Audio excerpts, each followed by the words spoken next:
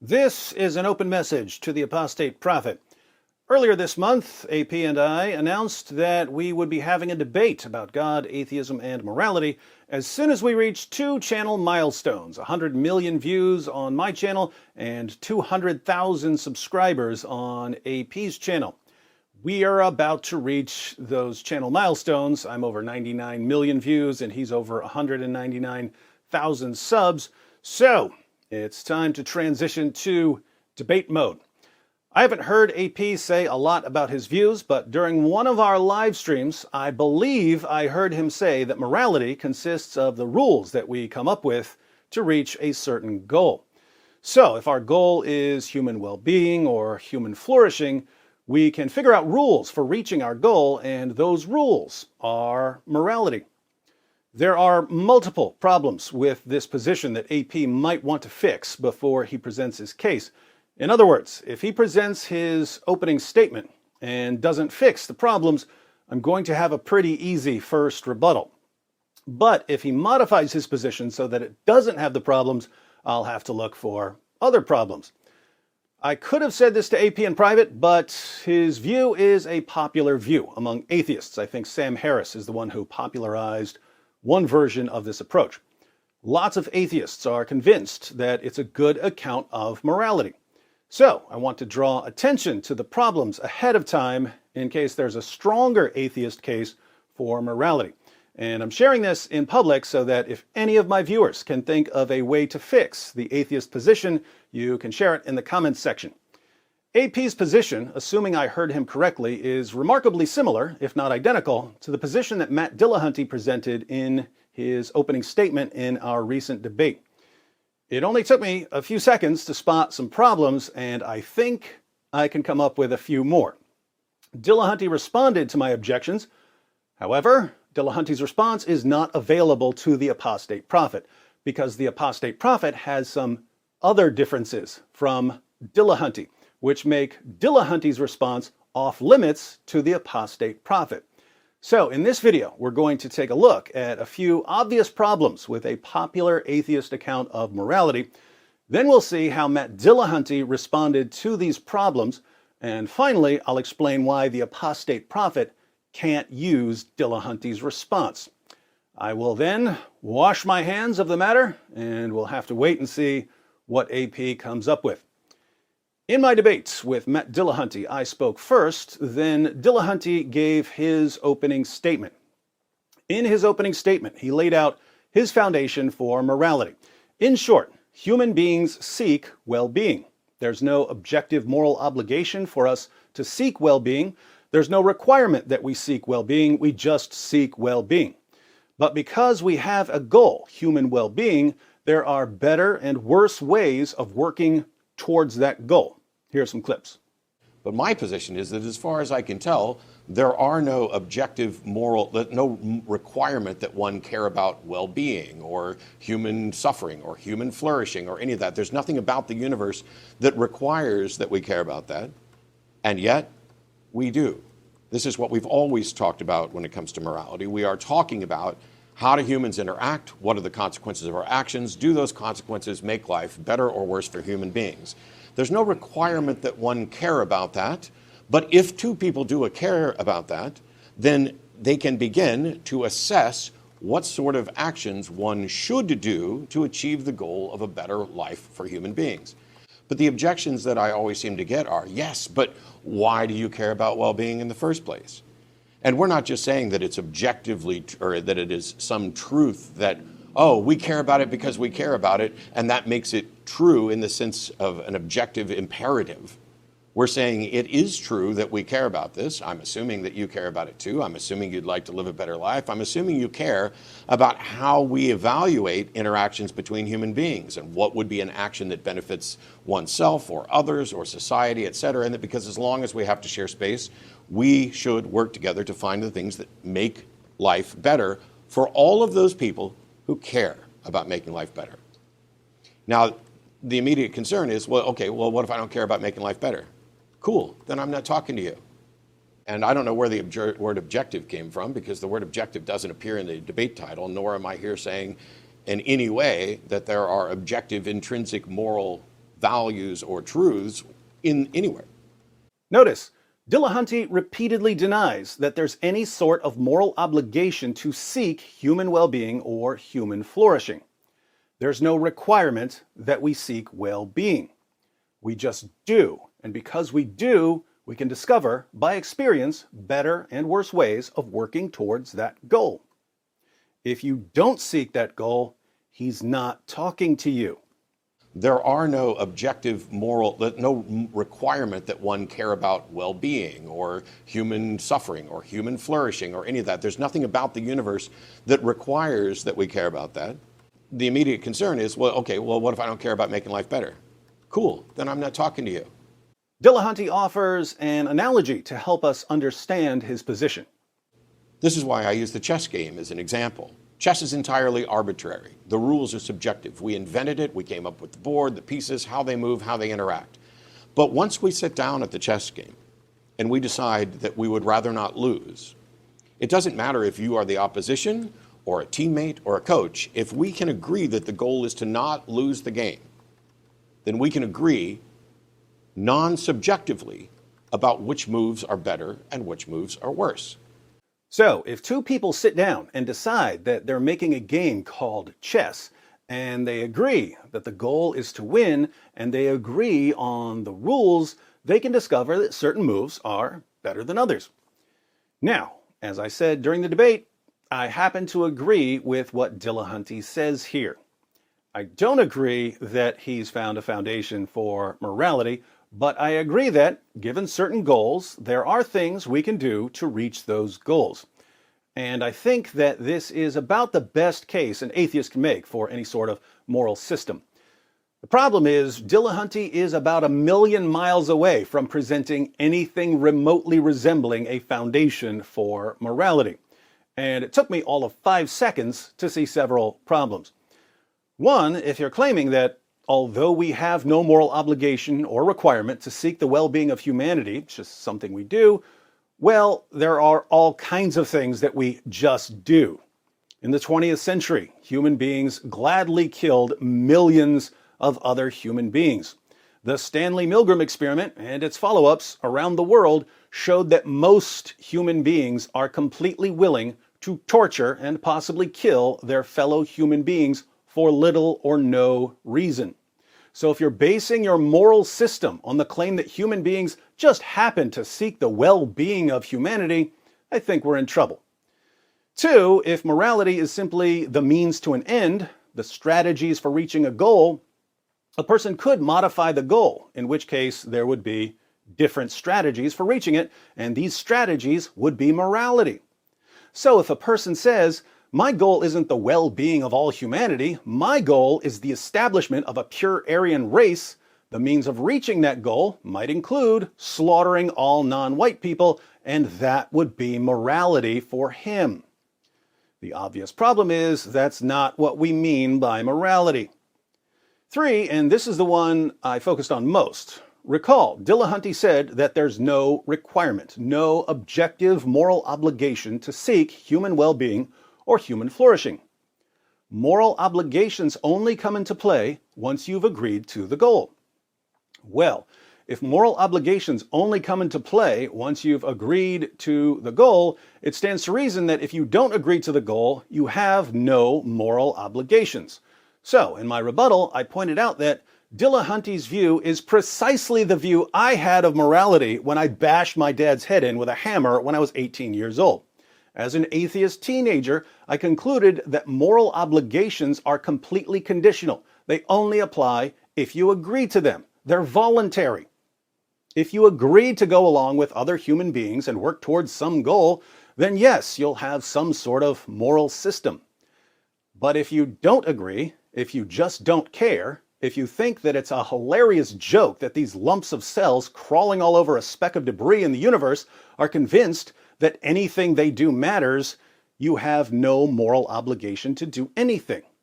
Hence, if you don't care about human well-being and you bash a man's head in, you haven't violated any moral obligation. You haven't done anything immoral. That's not morality. When we talk about morality, We're often talking about objective moral obligations. We want to say, 18-year-old David, you have a moral obligation not to bash people's skulls in, regardless of what you think or believe. So if you bash your dad's head in, you've violated a moral obligation. The system of morality that Dillahunty lays out in his opening statement can't provide any basis for such a moral obligation. Therefore, he's totally missed the mark on what we mean by morality. As a rule, if your theory of morality entails that I did nothing wrong when I bashed my dad's head in with a ball-peen hammer, you need a new theory of morality. Now, how does Dillahunty deal with these objections? He deals with my objections by contradicting what he said in his opening statement. Dillahunty throws himself under the bus. In his rebuttal, he admits again that there's no objective moral obligation. There's no reason to think that there's some objective moral imperative out there. What we're talking about is surviving, thriving, and recognizing that as beings in this universe, there are things that we can do that make our lives better and make our lives worse. But when we get to the discussion, we suddenly find out that whether you agree with the goal of seeking human well-being or not, you're somehow still obligated to seek it. You have moral obligations whether you think you do or not, and we're part of a society that will impose moral obligations on you whether you agree with the goals of society or not. Side note, a moral obligation that's independent of your feelings and beliefs would be, by definition, an objective moral obligation. It's natural from atheism to think that these moral obligations that we think are real, that you shouldn't do that, are just delusional, right? And I think you agree with that, right? If I think I have a moral obligation not to hit someone, your position is, if I decide that I'm seeking the well-being of humanity or of other people or something like that, then there are right ways and wrong ways to go about that. And so there are some rules.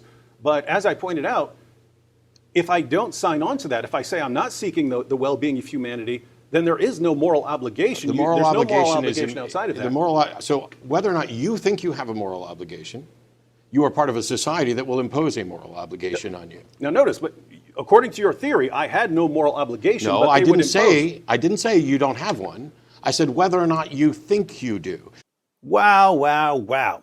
Remember way back a few minutes ago when Dillahunty said that there's no requirement to seek human well-being? There are no objective moral, no requirement that one care about well-being or human suffering or human flourishing or any of that. There's nothing about the universe that requires that we care about that.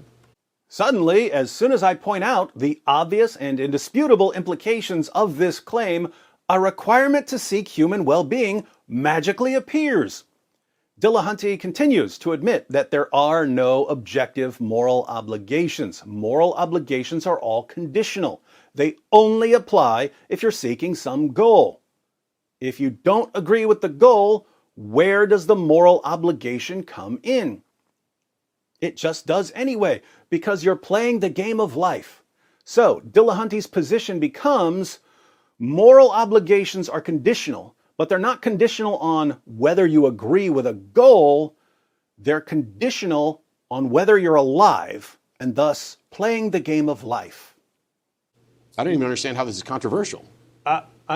That's not the part I'm regarding as controversial. I'm regarding it as you said. There's nothing in just in the universe that tells us that we have to seek the well-being of humanity and so on.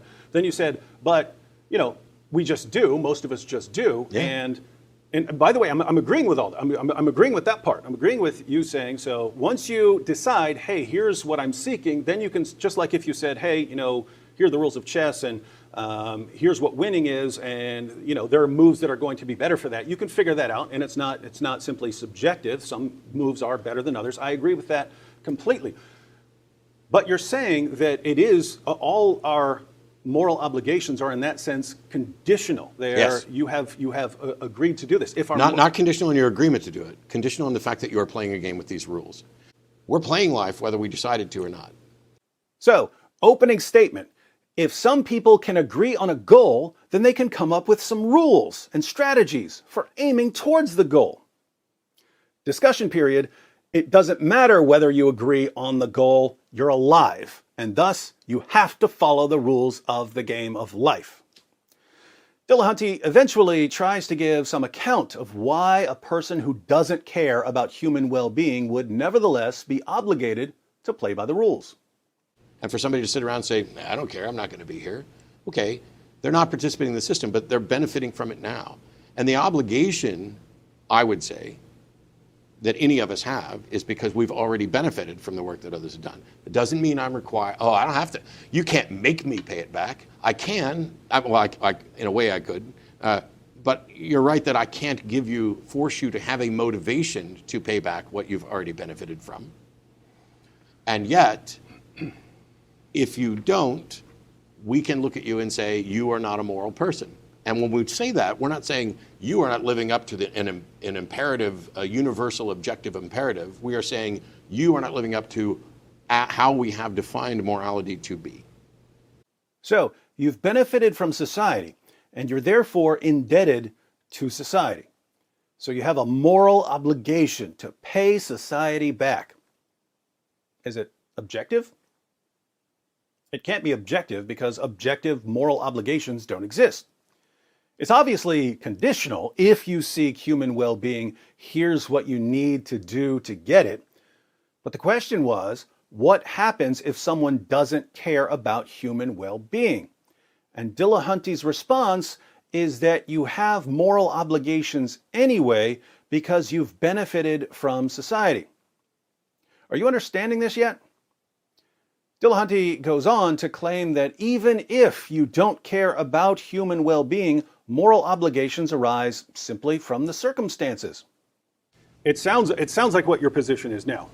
When you were giving your opening statement, it sounded like you were saying, yes, there's nothing in this world that would compel you to, a person who didn't want to actually seek the good of humanity, but once you've agreed that you are seeking well-being, then there are certain ways to get there. No. Once you've agreed, now we can have the conversation about what is better. Yeah, that's fine. But you are under whatever obligations you're under from the circumstances anyway. Then he claims, one, that human beings impose moral obligations, and two, that the universe imposes moral obligations. But he says this in response to a question about why a person who doesn't share the goal of human well-being has moral obligations. I'm trying to locate the moral obligation for someone who says, I just don't care about those things, or I care about something. We impose a moral obligation. No, that's what I mean. You're saying society imposes a moral obligation. The physical facts of the universe imposes a moral obligation. You just said that the universe doesn't impose. You said there's nothing in the universe that imposes the moral obligation. The physical facts of the universe dictate what is better. And if we're going to talk about morality and define morality as seeking what is better, that's where the physical facts of the universe dictate what is better. For us, yes. Remember, Dillahunty already declared that the universe can't impose any obligation or requirement to pursue human well-being. Now, when I'm asking why a person who doesn't pursue human well-being nevertheless has the moral obligation to pursue human well-being, it's the universe that imposes it. So I ask again for clarification on where this moral obligation comes in, and Dillahunty gets sick of giving answers that completely contradict his earlier statements, and he tells me to solve it with God. Yeah, I'd like to pursue that. I still don't get where the moral obligation is coming in for someone who, if you have a conditional statement, if X, then Y. If you're seeking well-being, then here's how you get to it. Solve it with God. What is my moral obligation with your God model? Then we have a little disagreement because he claims that he's offered a foundation for morality, and all he's offered are a series of contradictory claims.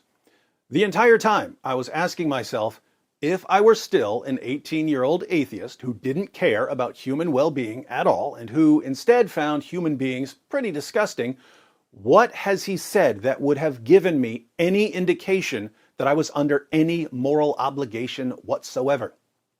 I couldn't think of anything, and I therefore concluded no foundation. I'm talking about secular humanism. The subject of this debate is secular humanism a better foundation than... It's no foundation. It is absolutely a foundation. There's no foundation. Okay. Shockingly, Dillahunty goes on to admit that we seek our own well-being simply because we're human beings, and that what seems like an objective obligation to seek our own well-being is just some sort of delusion. That we should rely on data, evidence, reason, and that human life has value to us because we're human. That's the part of the reality that carries with it this seeming objective motivation. And the fact that it seems that way doesn't mean it is. So there's no real objective. No. There's no objective. Not real in the sense that you're talking about, where there's some universal imperative. People who believe that when they're saying you have an objective moral obligation not to bash someone's head in or not to shoot a man in Reno, they're kind of delusional. Only objective with respect to the goal. The moral obligation not to bash a man's head in is only objective with respect to a goal. Again, what if I don't share that goal? Well, you have the moral obligation anyway, even without the goal. Remember, you're playing the game of life. That somehow solves the problem. If a person has a moral sense and believes that certain things are wrong, according to certain worldviews, they would regard that as some sort of delusion, that it doesn't correspond to reality. Yes, it might help my species, yes, it might this, but it's not an objective moral wrong. It's something different entirely. You've agreed with that. You've said, yes, there is no moral obligation. There's no moral obligation there. The only sorts of things you could call obligations are once you've agreed to seek a certain goal, there are things that can help you get there and so on. Again, that is very different from what people... I've said that 3 times now, I think, probably. It's not that you agreed. You're playing the game, no matter what. You might not think you have any moral obligation, but go ahead. 2 interesting questions came up during the Q&A. Jay Shai pointed out that if we have a moral obligation to seek human well-being, that would be a categorical imperative. I was trying to avoid philosophical terminology during the debate.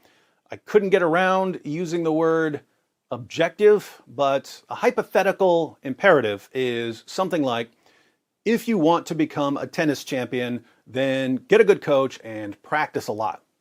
If you want this, then do that. A categorical imperative is do this. There's no if-then. Now, Dillahunty believes in a lot of hypothetical imperatives.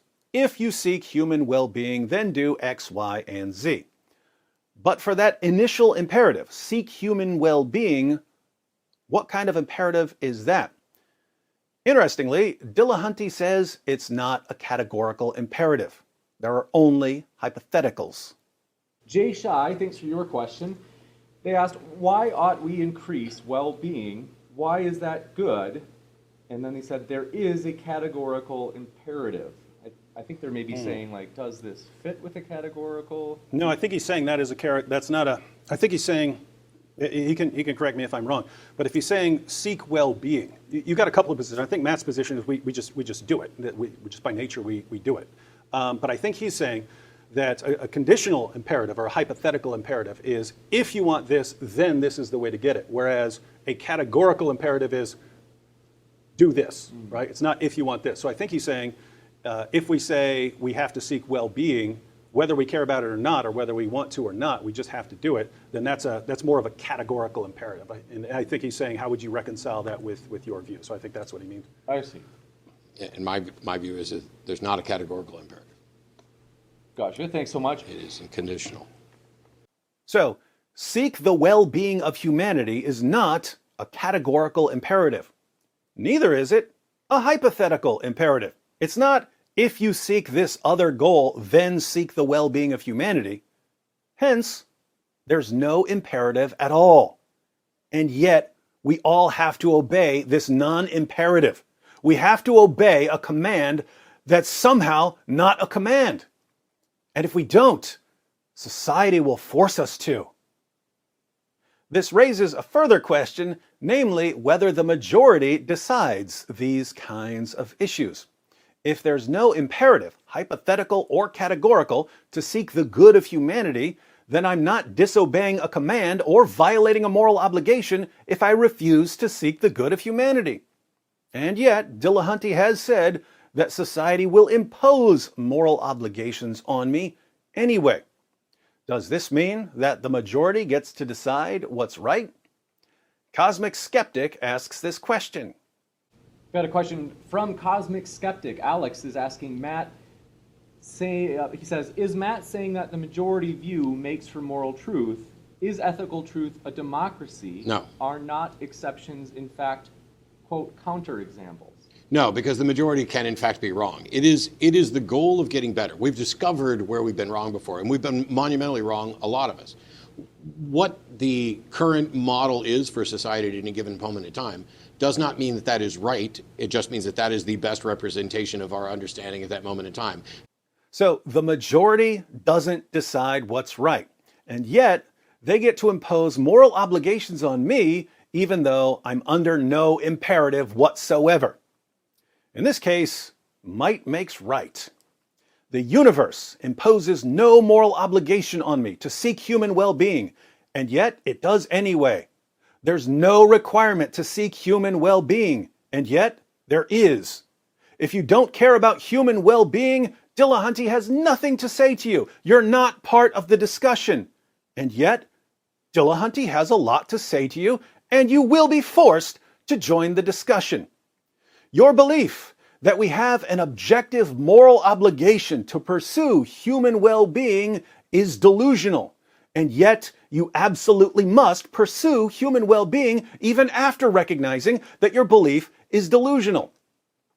Guys, I'm trying really hard to understand this position. I'm trying to give the benefit of the doubt. I believe that somewhere hidden in this mess is the best that atheists can come up with to justify morality, but all I see is a bunch of contradiction, fallacy, and delusion. Contradiction because it's a bunch of, there's no requirement, but there is, even though there isn't. You have to seek the good of humanity, which is a categorical imperative, but there are no categorical imperatives. Moral obligation only enters the picture when people agree on a certain goal, even though you still have the moral obligation when you completely reject the goal. The majority doesn't decide what's right, even though if you don't side with the majority is going to force you to side with them. And it's right. A foundation has to be stable. Fallacy, because the entire debate was one massive example of the is-ought fallacy. Many human beings, in fact, seek their own well-being, therefore we ought to seek human well-being. Dillahunty insists that he's not claiming that there's a moral obligation or an imperative telling us to seek human well-being, and yet he clearly is. A foundation has to be stable. Delusion, because even if human beings seek well-being, they also seek all kinds of other things: money, control, power, fame, unbridled pleasure, superiority. These goals can sometimes conflict with one another. And since morality is simply the rules and strategies for pursuing a goal, you can make morality pretty much anything you want. A foundation has to be stable. This can't be the foundation of morality. So that's all I really see here. How is this, as it stands, such a popular ethical position among atheists? I have no idea. But if you can make sense of it, please do so in the comments section. Keep in mind, there are other people out there, like me, people who were born without the normal feelings that keep the rest of you from rebelling against the herd. Because we don't have the feelings that the rest of you rely on, we need a reason to follow the rules. If you can give us a reason, even a reason that has nothing to do with God, I'd love to see it. If you can't give us a reason, I strongly suspect that your morality is grounded in nothing but feelings. But as I said in my opening statement of my debate with Dillahunty, what I find is that atheists simply don't apply the same level of skepticism to their own claims that they apply to the claims of theists. If your moral theory entails that it wasn't wrong of me to bash my dad's head in, I regard your moral theory as completely useless, and repeatedly contradicting yourself and undermining your own theory isn't going to help. This brings us to the Apostate Prophet. Why is Dillahunty's response to my objections not available to the Apostate Prophet? Well, if I didn't know better, which I don't, I might think that Dillahunty presented a position that he really believes in but had never seriously scrutinized. I offered a few simple objections that he would have thought of if he had spent 10 seconds being skeptical about his own view. In order to block these objections, he made up new rules that contradict his original position. The Apostate Prophet is not like that. I don't think he's going to lay down his theory, then pull a bunch of magical moral obligations that somehow aren't moral obligations out of his hat, then get angry and start shouting me down. He's better than that.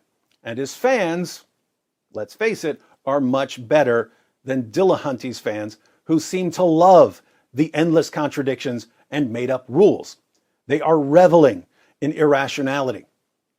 It's very, very odd to say, here's my foundation for morality, and it's one big mass of contradiction, fallacy, and delusion, and then turn around and call yourself a skeptic when you clearly aren't. There are different kinds of atheists. Some atheists are driven primarily by anger against religion. They claim that they're just going where the evidence points.